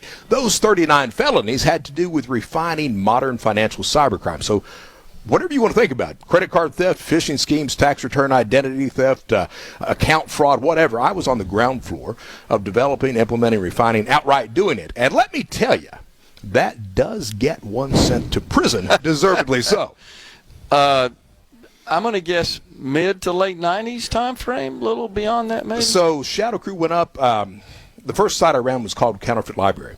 We transitioned to Shadow Crew in 2000, 2001. Okay. Shadow Crew made the front cover of Forbes, August of 2004. Headline, Who's Stealing Your Identity? And then the Secret Service popped us in October of that same year. So this was back during the time when people avoided doing like online e-commerce and so forth for fear that if they provided their personal financial information, it would end up in nefarious hands. Well, it was that point in time where no one had ever really seen organized credit card theft or crimes online. Yeah. We were the first group to do that. Okay. I got you. All right, so let's fast forward now. You're not doing that anymore, obviously. I'm not. So my notes say you turned into a good guy. You're a good guy now, right? Yeah, I'm trying. And when I say that, every day I wake up and try to be a better person than I used to be. And I work with the FBI today. Last year I helped assisted with over 300 fraudsters being arrested. Okay. I speak across the planet. I'm here at the conference today to talk about how to protect you, yourself, your family, your organization against people like I used to be. Okay, so you're right. You wouldn't be a white hat hacker in that. You're not hacking as authorized by an organization that wants to see. That's what they do, the white hat guys, as you know. Hey, how safe and secure are our systems? And they'll hire professionals who maybe used to be hackers illegally, but use their knowledge to assist these companies because they're better at hacking and penetrating systems than the average person is, and they try to help them find essentially holes and deficiencies in their cybersecurity. Yeah, correct. And the reason I'm not is no company, even to this day, and I've been on the good guy side of the fence for a decade, but no company, even to this day, their insurance companies will not allow me Makes sense. to touch the network. You're too good at it. Well, I was very damaging back in the day. I got you. But you're using all this pent-up knowledge you have and experience you have in engaging in cybercrime to assist organizations and law enforcement and so forth, right? It's true. All jokes aside, I lead a very blessed life. I truly do. I was given the opportunity by the FBI to turn my life around, and I took it. Okay. And today, it's hard to explain being that predator that I was, that person that would steal from anyone, to that person today where I am adamant about trying to help people. Okay. It's a fundamental shift of who I used to be. What's the message you have for people out there that maybe don't think about this on a daily basis, know it's out there, maybe don't think they're vulnerable? What's your message? So, a few things. The first thing you have to understand is if cybercrime were a country, it would have the third largest economy on the planet. So you've got the United States, you've got China, you've got cybercrime. Yeah. Everyone's information is available. I don't care who you are.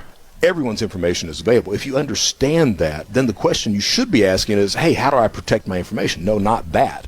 But what can I do to make sure a criminal can't use my information if they get it? Okay. And the way you do that, I call it the foundations of personal security. Understanding your place in the cybercrime spectrum. The way that I will attack you absolutely depends on who you are and what you do. Okay. All right. So if you work food service, that's different than if you're a CEO. A CEO, I may try to do some sort of business email compromise. Food service, maybe student loan fraud, new account fraud, Makes something sense. like that. The way you start to protect yourself is place a credit freeze on every single person in the house. That includes children. Children are the number one victims of identity theft. 1 in 4, 25%. I would have thought it would be the elderly. For I know, some reason. right? Yeah. And here's the thing. The elderly is often considered the number one victim. Okay. They're not. The number one victim for identity theft, children. The number one victims for scam and cybercrime, millennials. And then senior citizens. Interesting. Right. And the reason for millennials is that generation has seen so much of it. You've got so much apathy that's going on. Yeah. So freeze the credit of every single person in the house. That's free, by the way. The next thing, monitor accounts and place alerts, because a credit freeze stops all new account fraud, but not existing account fraud. So you have to monitor those accounts, place alerts, and then finally, What about your passwords? Do you use the same or similar passwords and logins across multiple websites? Well, 80% of the population does that. Yeah. So it becomes very important to make sure that you're not using the same or similar across various sites. Yeah. I've talked a lot on this program, having a background in that world, about cyber crime and cyber attacks perhaps posing the greatest threat to our way of life, our national security, our prosperity. We're vulnerable, and as you know, there's a race for superiority in quantum computing, and that concerns me because once that's perfected, all these encryption schemes and all this technology we use, it's pretty vulnerable at that point. Well, and that's the problem. We don't know what that's going to look like. Yeah, exactly. So the concern is that we have aging systems in our federal government, as you know, right? A patchwork. Right. They're vulnerable. Our banking systems are probably better protected, and one of the things we got going for us there is a lot of that's still mainframe based, and that's a little more difficult to hack. There's not as many of the bad guys that even target those systems. No, you're right, but you have to understand. Say you're looking at financial institutions. Yeah. I may not try to quote unquote hack into the system, Yeah. but can I set up new accounts to launder money? Yeah, that makes sense. Can I trick someone into sending me And that's been a problem. It's been a huge problem. Yeah. Same thing for Zelle transfers. I mean, those instant payment transfers. And you're right in what you're saying. If you commit so much fraud and crime on that system, legitimate customers will not trust that system. Mm-hmm. And at that point, they don't use it, and it dies over time. You know, you look at a company like SolarWinds. You remember the big? I do remember. I mean, we used to sell the technology and implement it for our customers. These are some of the best software people on the planet, right? But yet they got hacked. They did, and understand, it's not, a lot of that is not because you're dealing with computer geniuses. Yeah. You're dealing with 90% plus of every single attack uses known exploits. So it's not the stuff we don't know about. Yeah, that's right. Know about it. Yeah, that makes perfect sense. The one I refer to a lot is the old Equifax breach, which seemed like that put every Social Security number in the country out on the world, available to the world at that point. But you know, you remember that problem was a vulnerability in Cisco Systems network infrastructure, and they warned Equifax, you better upgrade. We know this is a known problem, and they didn't do it because upgrades are painful often, and they avoided it. And, you know, an upgrade to someone like I used to be, an upgrade is just a notification telling me what door I need to knock on. Exactly.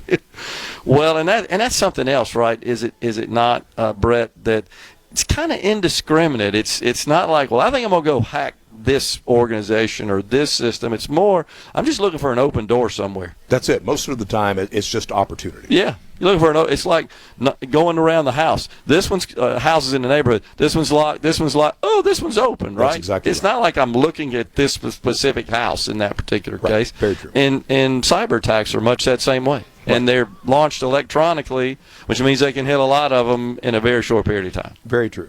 Very astute. Yeah, incredible. So, well, this is really cool. I enjoyed talking to you, and I'm sure that you're a wealth of knowledge to the people who are putting your experience to good use, and I hope you feel good about that because you're really helping out a lot of people. I really do, and thank you so much for talking to me. Yeah, I get it, man. Appreciate you. Yes, sir. Thank you. Brett Johnson, former United States most wanted cyber criminal, but now a good guy helping our country and our society deal with cyber crime. Appreciate it, Brett. Thank you. We're coming right back, folks. The Element Wealth Studio is relocated today to Tupelo, Mississippi for the 2025 Digital Innovation Event.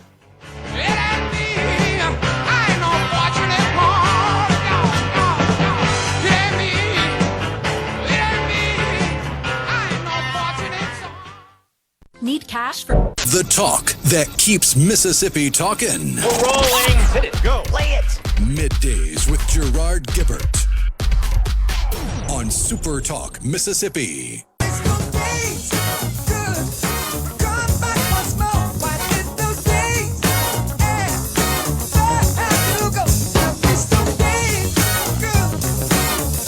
Welcome back, everyone. It's Middays, the Element Wealth Studio up in Tupelo, Mississippi today. at the Cadence Bank Arena for the 2025 edition of the Digital Innovation event. We've enjoyed being here. That was a fascinating conversation with Brett Johnson, former U.S. most wanted cyber criminal. He's kind of like the father of cyber crime. Back in the days, you remember, Rhino, where it was more about just trying to get personal financial information and then use that. And we didn't have all these sophisticated systems we do now to detect such activity. And then, the financial institutions themselves have all kinds of technology and tools to just determine and analyze activity as looking suspicious and notifying their customers of possible suspicious activity, stealing credit card, debit card numbers, all that sort of stuff. That was kind of common and more widespread, I would say, than it is today. The hacking has become more sophisticated, I think it's safe to say, and the phishing schemes are more sophisticated. So it's still happening, still going on. We've just kind of moved on and evolved to sort of a different level and a different type and category. Well, the difference between somebody like Brett Johnson and, say, Kevin Mitnick, who for the longest time was known as the world's most famous hacker, was Kevin Mitnick came about in the late 80s, early 90s. I think he even started in the late 70s, but he really came to prominence in hacking in the late 80s and early 90s.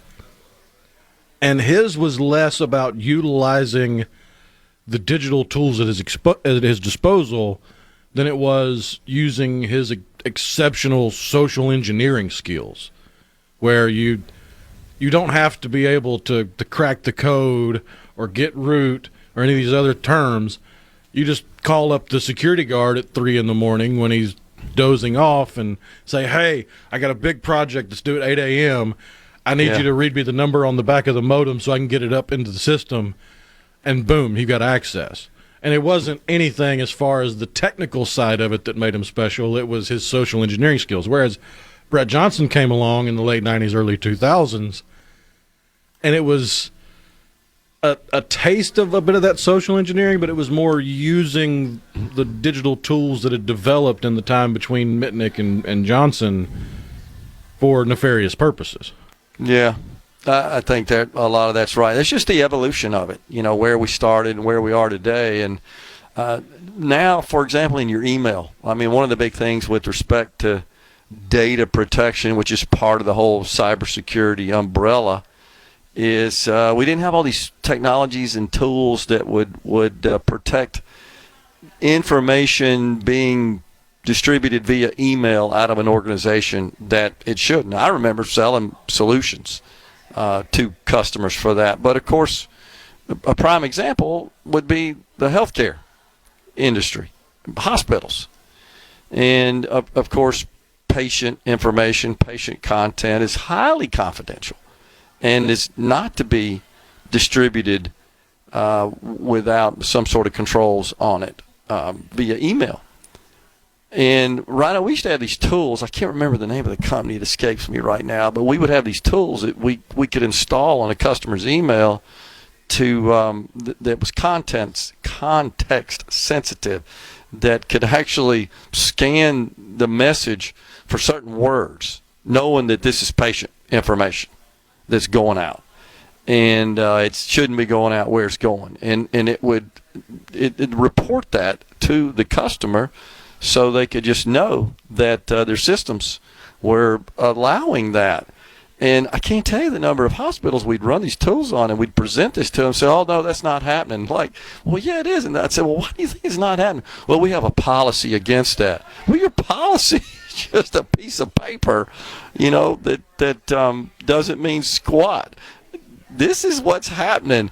And there was one hospital, I'm not going to name the name here, but they were getting a mainframe report every day of patient information. That back in those days, you could distribute mainframe reports electronically instead of having to print, a box of paper.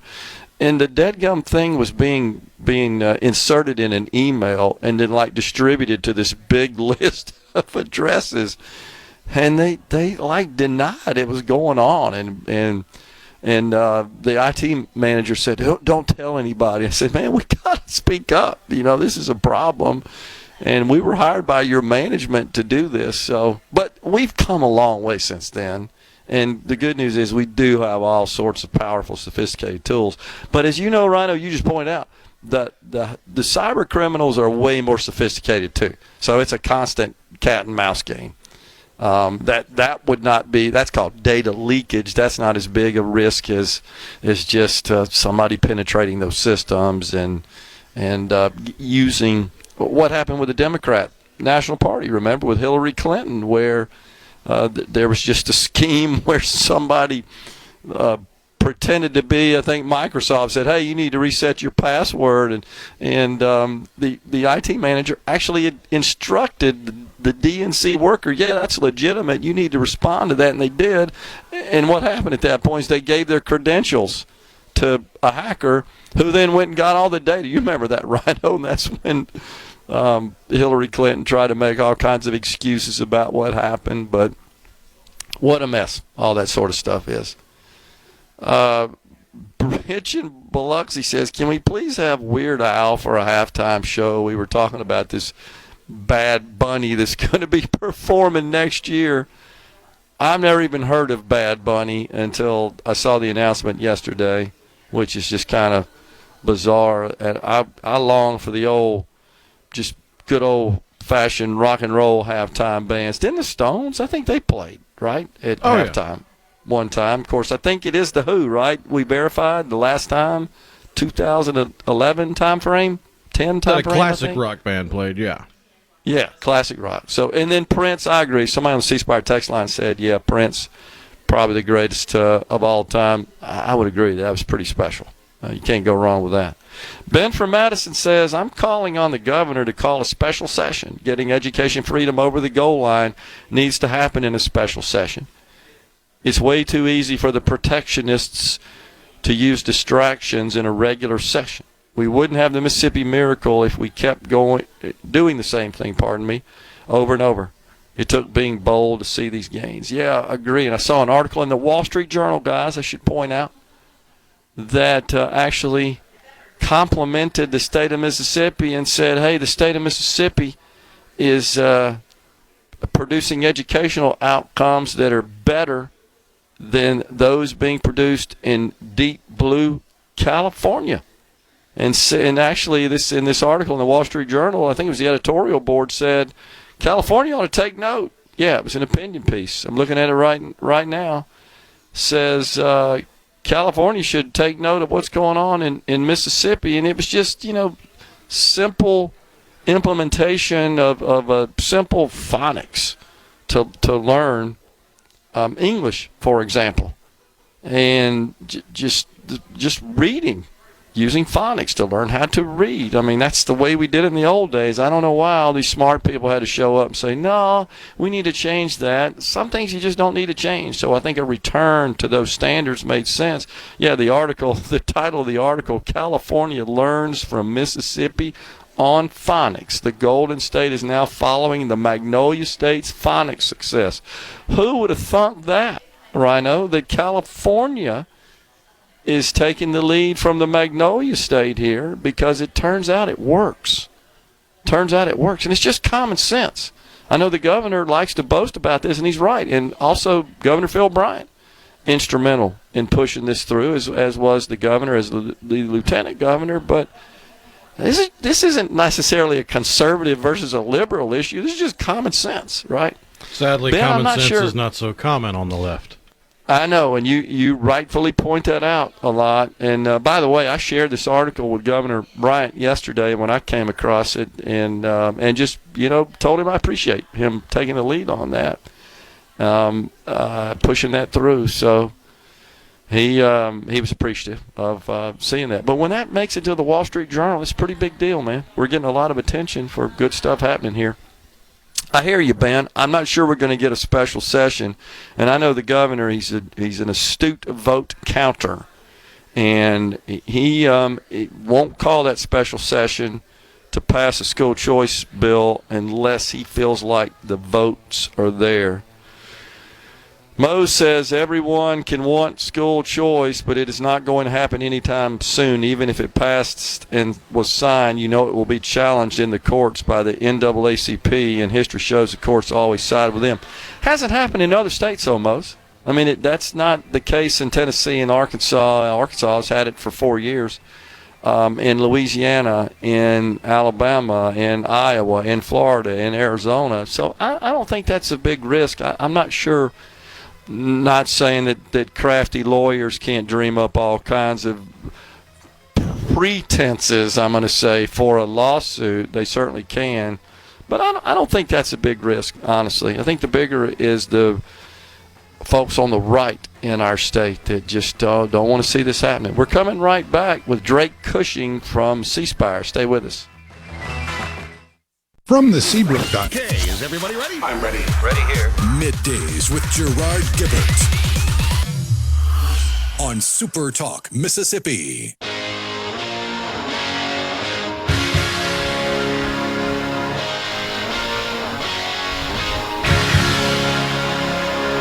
I never meant to be so bad to you. One thing I said that I would never do. A look from you and I would fall from grace, and that would wipe the smile right from my face. Welcome back, everyone. It's Middays from Tupelo, Mississippi. We're at the Cadence Bank Arena for the 2025 edition of the Digital Innovation Event. We're pleased to welcome now Drake Cushing, Senior Vice President and General Manager of C Spire's Business Division. Drake, thanks for coming on. Oh, thank you for having me, Gerard. This is a great event, isn't it? It's great. It's great to see so many people here, splicing rodeo, getting so many people involved in the community and the world of just fiber technology and talking about technology at large. Great to be a part of it. And a great lineup of speakers, as always, for this event. It gets a little bigger and better every year. This part of the state, in particular, is just really blessed with lots of innovation and technology resources. Absolutely. It's unbelievable. So tell us about yourself and exactly what you do at C Spire. Yeah, so General Manager, Senior Vice President, C Spire Business. So our approach is honestly helping business transverse the digital divide. As we see, technology has changed day in and day out and continues to change now with the world of artificial intelligence upon us. And you look at data centers, cloud computing, network advanced, segmentation of all those components, collaboration within the classroom as far as into the meeting rooms. All of these things touch individuals day in and day out, and our job is to make sure they're able to overcome those challenges, obtain the objectives they're trying to achieve at large, and truly just figure out how to make the job easier as it relates to technology. Well, it's a complicated world, as you know, and customers need some guidance to figure out the best solutions to address those various issues. And I've always thought at the heart of really every business problem is usually a communication issue. Absolutely. And absolutely. if you can address those communications issues and ensure that an organization's staff are able to effectively collaborate, you can produce way better outcomes in those organizations. Agreed. So how did you guys get involved in the Digital Innovation Summit? Yeah, so we've actually been partners with Megapop going back to, I believe it's 2005. So back then we worked to bring a fiber ring here in the northern Mississippi area, serving the community at large. Now, it's been expanded to serve a lot of the businesses, a lot of the schools, as well as the backbone that serves a lot of our residences across the state. And that backbone has now expanded far beyond just the northern Mississippi territory. It expands for honestly 2/3 of the state from a ring, which is a large component of our entire fiber network we use to provide services across the southeast. Man, that's incredible. So are you speaking today? I am. And what can you share a little bit about what you're going to be talking about? Yeah. So today's topic is really focused on, how technology is really changing around artificial intelligence, around fiber connectivity, being the backbone of what's required for that to be so successful. And honestly, with artificial intelligence comes a major threat that has to be transverse, which is cybersecurity threats. And, really want to talk about how to navigate all those components, how it's really a people-first objective to truly obtain that, and how you have to lean in heavily on education to overcome those challenges. And really excited to talk about it today. So C Spire, of course, is a well-known provider of wireless technology, wireless services that serves consumers with their wireless needs. But the business division is a little different. Help us understand that distinction. Absolutely, yes. Wireless is still a strong, major component of our organization and business today. But many years ago, we heavily diversified, building our fiber network, which now expands heavily across parts of the Southeast, and it's a huge backbone component of how we deliver connectivity at large across enterprise-grade networks down to the residences inside of the home, but also expanding that from the collaboration aspect. And, collaboration, if you think about traditional voice technology, collaboration involves a lot of the video components of that associated inside of hospitals, inside of banking and finance, inside of the retail aspect, and really bridges that digital divide across that aspect. But then looking even further, data centers being a huge core component of our business. We have many data centers located across the Southeast. Those partnerships allow customers to not only co-locate their services within those facilities, but also allows us to provide some shared resources from a private cloud aspect and the connections out into the public cloud space. So we have a broad breadth of services we provide. Our approach is really focused on leaning into a business and figuring out where they're at on their journey and how can we partner with them to truly create a partnership, get on the 5-year roadmap, and figure out what objectives do they want to obtain and how can we help them get there. Gotcha. So your staff, are they pretty much located in Mississippi? You across the regional footprint? We are all across the footprint, and when you look across the Southeast, I've got individuals even in northern parts of the U.S. as well. So we're rapidly expanding. We're actually most people think about C Spire may think Mississippi at large, but we actually operate in 49 states today. So we're continuing to grow and expand. A lot of that is leaning heavy into the technology world, which has allowed us to continue to grow, and it's been a successful journey, and love to be a part of it. So the business services division that you had, that hasn't always been in place, right, in the company. That something's relatively recent, given the life of the company. I'd say the business piece and the wireless aspect early on was a big core component of it, but a lot of the business services that we provide today, those really started to take off, I'd say, the better part of about 15 years ago when we leaned heavily to expand off of our fiber network, heavily investment to get our towers connected and all of those components. Saw an opportunity where the community needed those aspects delivered, and the networks of today, they're built on the movement of light, moving those ones and zeros, and all of that expand to all the other services that we're able to provide at large. We're here to serve our customers, and we love to do it. Yeah, that's awesome. So and it's never ends. The technology needs that companies have, trying to maintain that competitive edge, trying to comply with regulatory requirements. It's all the above, and really just to achieve efficiencies and productivity, especially with this explosion of artificial intelligence that a lot of people are using, and that requires a lot of horsepower to manage and to deliver. Absolutely. The world of AI, it's some cases it's some people could perceive it as scary, but in a lot of cases we see it as opportunity. The human creativity aspect mixed with the productivity of AI is truly powerful. It can change the landscape of how businesses operate, can change the landscape of how you can train individuals, educate students in the classroom. All of these things are core components of really the things of how we can unlock with AI at large. Yeah, it's pretty exciting, and of course that, like we said, that requires a lot of what you guys do as well from a network infrastructure, of storage, compute perspective. Need lots of capacity, lots of power, and that technology continues to evolve every day. Right? Absolutely. Yeah, the game of technology growth and change. It's ever changing. Never stops.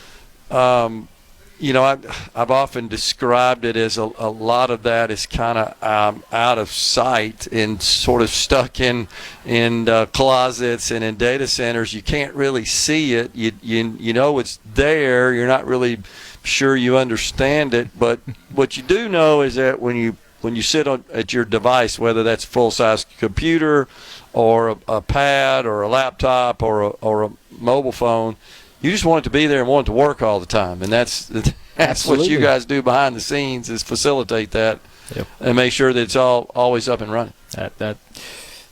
Amen. People don't care. They just know that I want this to work whenever I tap it, right? That's right. And I press that key, and that's what you guys do. So there's a pre-sales component to the process, and then there's an implementation component, and then there's a support component. There is. All are equally important when you're talking about technology at large. Proper planning on the front side cannot be undersold. Yeah, really going through the exercise, talking through objectives that you're trying to obtain, and then really figuring out what's the right ecosystem of products and services that need to be interwoven, and looking at current staffing models are real major challenges that a lot of businesses are facing today, of having enough staff to be able to accomplish what they're trying to do day in and day out, and finding the right partner that they feel trusted to sit alongside them to overcome those challenges. And you guys, as a partner there, not so much the maker of all that sophisticated technology, you're sort of agnostic to whatever the solution is. We are. We heavily invest in our staff to make sure that they're properly trained and certified in the technology, and a lot of the vendors, manufacturers, partners that we have included in our ecosystem. The agnostic component of that is really, not everybody loves everybody in that aspect, but you also want to make sure they have opportunity to look at different avenues to figure out what could best serve them. Yeah, totally makes sense. Well, you guys are a great Mississippi company, and I know that you're doing good work for your customers, and we appreciate you being on the show today and being part of this Digital Innovation Summit as well. Thank you so much. Yep. Drake Cushing, Senior Vice President and General Manager of the C Spire Business Division, has been our guest. We're stepping aside. We're coming right back with a final segment of Middays from Tupelo, Mississippi. Stay with us.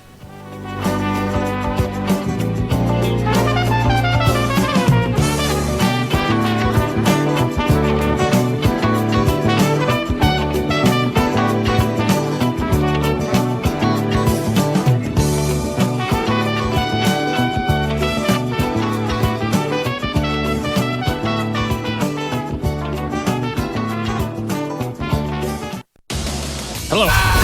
It's so awesome! Middays with Gerard Gibert. Come on, let's get on with the show! On SuperTalk, Mississippi.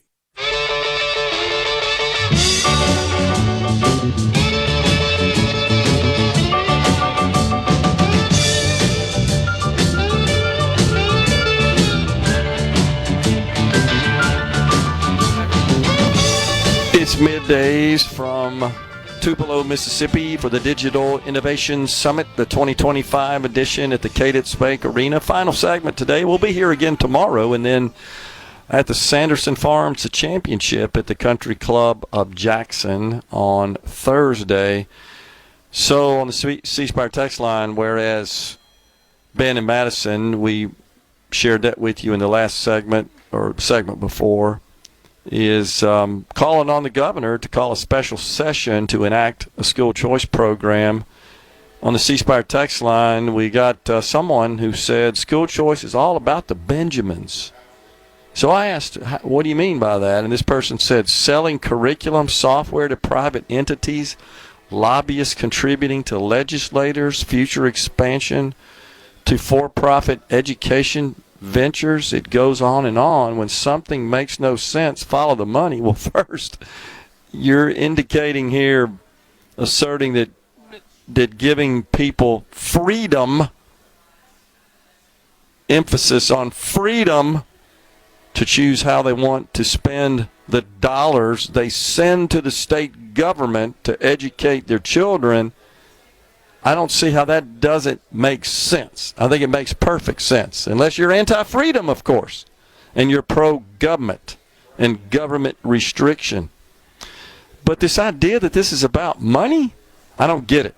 I can tell you, I've personally been advocating for education choice in this state since 2014. And I have invested a lot of personal money, not with legislators, though I contribute to a cross-section of political candidates. And I expect nothing in return, and I receive nothing in return. I do it to promote good policy. But in the case of education choice, yeah, I've invested a lot in advocacy organizations that do, in fact, advocate and lobby for this. I get nothing in return for that. And I speak to legislators a lot about it as well, and I make the case to them. So I disagree with this. Look, companies are going to sell educational materials and products, whether they're selling them to private schools or public schools. It's based on the head count. It's based on the number of students. So it really doesn't represent any kind of substantial increase in revenue for them. So that's completely wrong. And then, of course, for-profit education ventures, sure. If folks can make a decision and have the freedom to spend their money as they see fit for the best education setting for their student children, and that happens to be a privately operated school that's for-profit, so be it. The federal government and the state government, in particular, they spend money with for-profit companies that provide services all the time, every day, and twice on Sunday. So do we want government being in all those businesses? And this person says I'm naive. And contribute to legislators' campaigns. Yeah, I admit that. That's all public record, by the way. I've got no reason to hide my contribution activity and my contribution history whatsoever. But I don't get anything in return for that. I expect nothing in return except good government, period. Do you plan to open a for-profit ed center? Negative. And by the way, my daughter worked in the public school system for almost 10 years. So you're completely missing the mark here, and I'm moving away from that. Well, it really only, quote, makes no sense if you're being intentionally obtuse or willfully ignorant. That seems like that's what's going on here. So John in Pontotoc says school choice is a big reason why they won't vote to give the ballot referendum back to the people. That's completely false, John. That is 100% false. Not a single legislator, and I've talked to a bunch of them, if not almost all of them, that are influential about this ballot initiative, have said, yeah, I fear that school choice would be on the ballot. No, I've never heard that. The primary objection that you get are people think that members of the legislature feels like it's their job to make law and that they can handle that and don't need to have a ballot initiative process that would allow citizens to create or amend law. And then the lieutenant governor, who opposes it on the grounds that wealthy out-of-state organizations would hijack the process for passing some law that would benefit them or that they advocate for, such as recreational marijuana, as an example, is something that they have concerns would end up on the ballot. Medicaid expansion as well. That's something else. Lots of money behind that effort. Mississippi being one of those. I don't know about you, Rhino. I've never heard school choice mentioned whatsoever. It's always been we don't want big out-of-state wealthy organizations funding ballot initiatives, and in general, we just don't think that the people should meddle in that. That's our job. We're legislators. We're out of here today. Back with you again tomorrow in Tupelo at the Digital Innovation Summit, Day 2. Until then, stay safe and God bless everyone. A SuperTalk Mississippi media production.